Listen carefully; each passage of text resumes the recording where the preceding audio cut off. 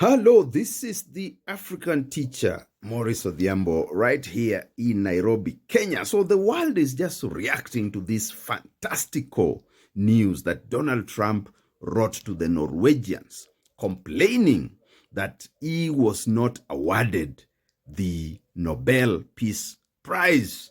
And therefore, he is not going to listen to anybody. He is not going to negotiate even an iota of his interest in taking over Greenland, even if it means he does so by military force. Now, international relations experts like myself are not surprised, because in international relations we have something called the levels of analysis approach. Now, you can analyze international politics from what we call systemic level. Therefore, you deal with things like polarity. Is it a unipolar system? Is it a multipolar system? And so on. You can also analyze international relations from the aspect of the state, what we call the units. Okay, so is it a powerful state? Is it a mid-level state power, and so on and so forth? How strong is its economy? How large is its population? Is it a democracy, so-called? Is it an authoritarian state?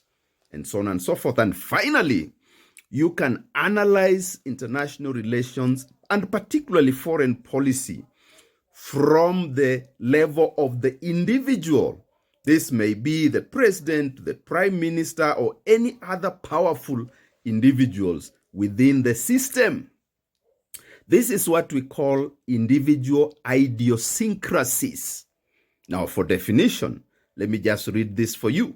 So this can be defined as the personal and often unique quirks, beliefs, and behaviors of leaders, and they can have profound impact on international relations.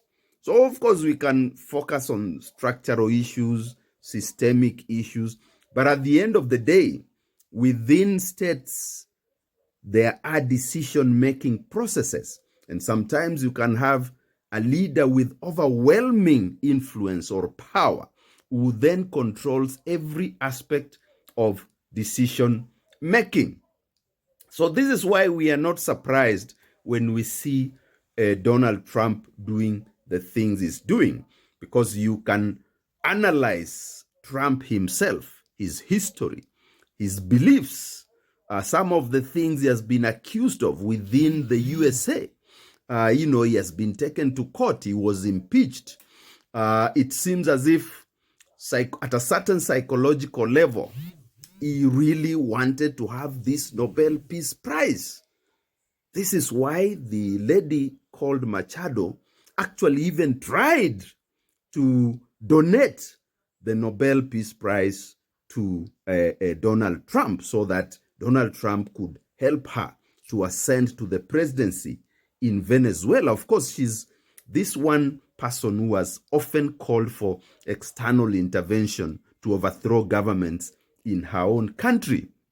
You can also understand that if she becomes powerful from the same perspective.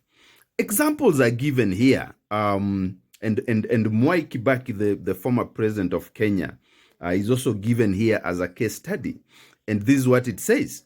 His academic background and personal beliefs influenced Kenya's foreign policy to focus on national interest, with his age and personality resulting in a more calculating and non-emotive approach.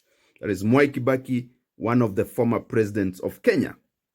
And this quote here says, for Donald Trump, his business background and transactional style led to a unique approach to international relations, which often departed from traditional, established, or institutionalized diplomatic approaches to international relations. So that tells you that whatever Donald Trump is doing is not foreign to those of us in the field of international relations, but it is still really surprising for those who believe that the USA could still benefit from having alliances, even though we know that superpowers rarely appreciate alliances. Superpowers only appreciate clients, those states and those people and those institutions who are told what to do. You don't negotiate. You simply tell them what to do. And they do it. When the International Criminal Court tried to bring charges against some of the so-called allies of the US, it was sanctioned. Countries have been threatened. Mexico, Canada, Cuba, Venezuela violated, Nigeria attacked, Iran, and so on. So these are you can only understand this situation when you also look at the individual decision maker.